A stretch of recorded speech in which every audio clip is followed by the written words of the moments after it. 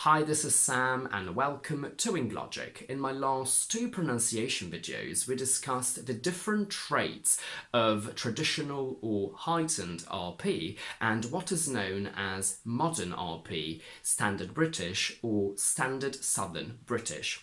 And funnily enough, right after I finished shooting those videos, I received a very interesting comment asking for my opinion as to which accent between General American and Standard British I believe is easier to learn and better received by the listener, and I thought that would make a perfect topic for a whole video. The person that wrote the comment highlighted these elements and concerns. He's been living in the UK for several years now and therefore has been exposed to British English more. However, he finds General American to be less pretentious, to have a higher spelling pronunciation correspondence, meaning that it's easier to make the right sound based on the spelling of a word. And in general, he finds it easier for a foreigner to learn and to understand. As for Standard British English, on top of it not having the positive qualities just mentioned for General American, he lamented its non-rhoticity, meaning that we don't always pronounce the letter R or the sound R. It's linking R and it's intrusive R. Here I'm going to link a whole playlist on why we need the letter R and the sound R in British English and in English in general. Just out of curiosity, it would be great if you paused the video now and thought about which accent you find easier and why, and you wrote that down. Then you can start watching the video again and see if you've changed your mind by the end of it and whether my explanation has confirmed your initial choice and also if you agree with me or not. So here is my verdict. As a subscriber mentioned, since I speak British English, I might be biased and lean towards British more. But no, the answer to this question is so easy that there shouldn't even be a discussion about it. It's not up for debate. Without a shred of doubt, for a foreigner, General American is the easier and faster accent to learn and to understand out of the two. We will talk about the technical reasons for this first, and then we'll have a good old chin wag on British sounding more pretentious. As always, I do not speak all the languages in the world, but based on those that I do speak, and based on my general experience, I would say that the main reason why American is generally easier is that it's closer and more similar in terms of sound to other languages, which can't be said for British. Also, we are constantly bombarded with and exposed to American, be it on TV, Netflix, YouTube. All kinds of spoken social media tend to be primarily in American, so without even realising, we absorb naturally and subconsciously American more often, and that triggers our brain not only to understand it better, but also to predispose our mouth to producing American sounds. This last bit about passive and involuntary predisposition is just my own idea. I don't know if there is any scientific truth behind it. I'm only basing it on my personal experience. Luckily, I can learn languages very easily, and I would say that my biggest talent is how I can mimic sounds just by hearing them. So when I hear a foreign sound, my mouth is able to replicate it without actively knowing what to do on a technical level. And I firmly believe that this applies to all of us to one degree or another. So just by hearing American a lot, your mouth is ready to produce American sounds, or at least the best version of them that it can. Going back to American being closer to other languages than British is, in terms of pronunciation, a couple of sounds stand out, the first one being the diphthong in the word note. In British English, we start with flat lips and a schwa, followed by oo, oo, oo. And as far as I can tell, the schwa is not very common in other languages, so that's a sound that not many other languages have. So we say oh, oh, oh. In American, on the other hand, instead of the schwa, they go oh, oh, oh, And I know for a fact that this O sound is much more common in other languages. The long sound in the word hard is very deep in British English, and as far as I know, this doesn't really occur in the languages that I know, which are mainly Germanic and Latin languages. Whereas in American, it's slightly lighter. It's something like hard, hard, and the sound is more similar to a European for example. As a general rule, American is much more relaxed in the way it produces sounds. Your mouth, your lips are more relaxed, whereas British is more restricted, and we place a lot of emphasis on long vowel sounds, mainly because we don't always pronounce the sound R. In American first and English second, this word is pronounced more, more. Now, although American puts an extra sound, so you might say it's more complicated, I still believe it's more relaxed because there is less focus on the long O being sharp and strong. Just like R in hard, British sounds tend to be fairly deep in quality, and I don't think this happens a lot in other languages. This diphthong is quite deep in British, I, and fairly light in American, I. And when I was still an actor and I was learning an American accent, I remember that this was one of the hardest sounds for me to get right because I just couldn't get that initial to go higher. And that's a big problem because this sound is everywhere, it being the word I as in me. So that was a big struggle for me. Let's talk about spelling pronunciation correspondence. I can't not agree with the fact that in American you pronounce more of the letters that you see written in a word, which instantly makes American easier than British, and we will see examples of that. But I'd like to start with something that is often overlooked when people accuse British of having a lower spelling pronunciation correspondence, and this element is the letter T and how it's pronounced in American. Obviously there are rules as to how to pronounce it, so you can't always pronounce it as a D.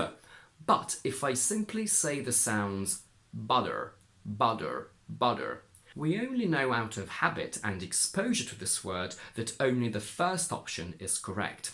Whereas in British English this problem wouldn't exist because I would say butter, butter. It would be much clearer.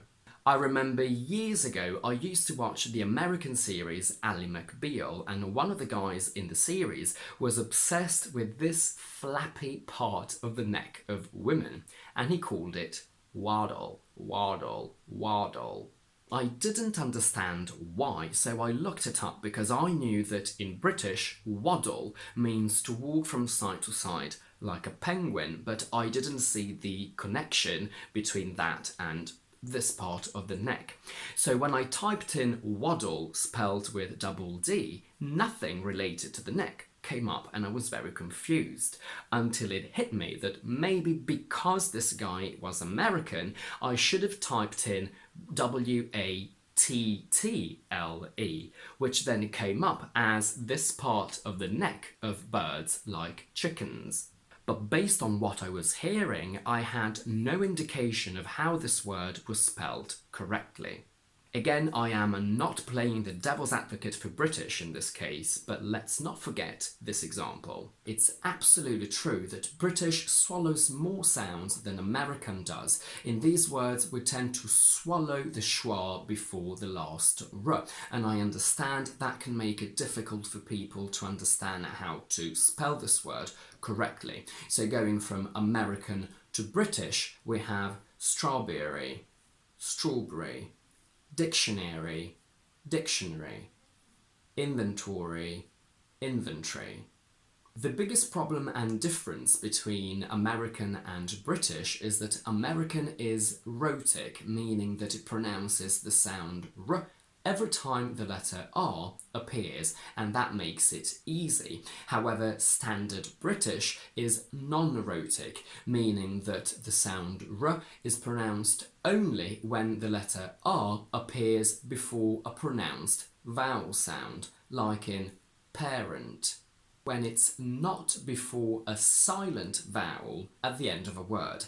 In the word care, the E vowel is silent, so we do not pronounce R. We simply say care. We do not pronounce R when R is before a consonant. We say word without R. We do pronounce it as a linking sound between a word that ends on a R sound, spelled with the letter R, but is not pronounced as a standalone word, and another word starting with a vowel. If we take the single word father on its own, the letter R at the end does not give the sound R. It's silent.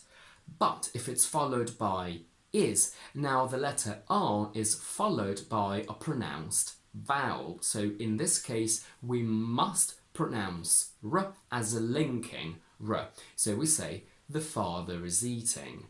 In British English, it's a mistake not to pronounce the linking R in this case, because we put it there to make it easier for us to produce all of these vowel sounds together. In American English, the linking R doesn't exist because we pronounce it all the time anyway. Foreigners find this concept very complicated to wrap their heads around in British English, which is why they tend to gravitate towards the American version, which allows them to pronounce R every time they see it, which means that American is indeed easier. From American to British, we have large, large, port, port, there, teacher, teacher, are, first, first. The subscriber also mentioned the intrusive R, on which I have a whole video over here. I can't explain it fully again because I'd keep you here forever, but the general rule is that first of all it applies only to British English, not American, and the rule goes that if a word ends on a vowel sound that could be spelled with a silent R, and this word is followed by another one starting with a vowel, we can connect them with an intrusive R, but we don't have to. It's optional.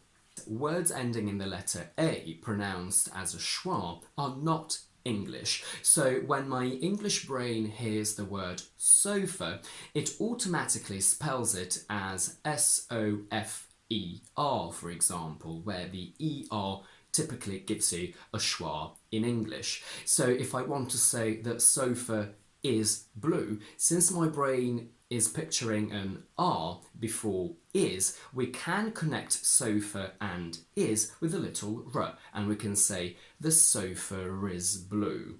But again, this is only typical to British English and it's optional. You do not have to do it if you don't want to. The passive C is saw, spelled S-A-W, but the ending sound or could also be given by S-O-R-E, which means that when I want to say that I saw a bird, I could technically pronounce it as I saw a bird with an intrusive R. Again, it's only optional, you do not have to do it if you don't like it.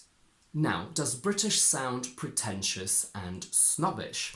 The answer is 100% yes. It doesn't mean that we are pretentious and snobbish, it's just the way that we sound. We can't help it. It's the accent that does that to us. It's not us doing it on purpose.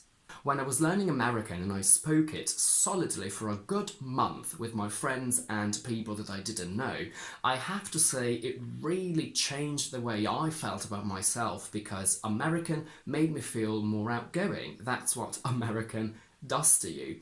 Accents do change and shape your personality, and British of any kind with any kind of regional accent is still more restricted than American. If you listen to Daniel Radcliffe, he has the most young, current, fresh London accent, and in England he would not sound snobbish or pretentious at all. But compared to American, his accent is still more pretentious than any American accent. Again, it's not him, it's not his personality, it's just the way he sounds. I know for a fact that because of my poshy sounding accent, people do believe I am very snobbish and pretentious, especially foreigners. I remember when I was a waiter, I did a trial shift in a restaurant and I got the job. Then, a couple of months later, the team leader told me that no one from the floor staff, so no one from the actual waiters that were working, lied to me when I did my trial shift because of the way I sounded. I sounded very posh and very snooty. Only the managers lied to me. Why is that? The difference was that the team members on the floor were mainly foreigners, so they just associated my accent with snobbery, whereas the managers, who were mostly British, I think, they just overlooked it and didn't even pay attention to it. So yes, we do sound very snobbish even if we don't intend to. And that's it for today. If you like this video, please don't forget to give it a thumbs up and to subscribe to my channel down below. And please do not forget that despite all the differences that I've highlighted in this video, please do only speak the accent that you prefer for whatever reason, whether you find it easier to produce and to do or nicer to listen to. You do whatever you want to do, because speaking a foreign language is very demanding on your brain and also on your personality. So do not try to speak it in an accent that you don't even like for whatever reason. You have every right and every reason to dislike a specific accent, even if the reason for that is not technically the best. So please keep studying the accent that you prefer, and do let me know in the comments which of the two accents you do prefer and which one you find the easier to learn and to understand. In the meantime, I will see you next Tuesday with another explanation video.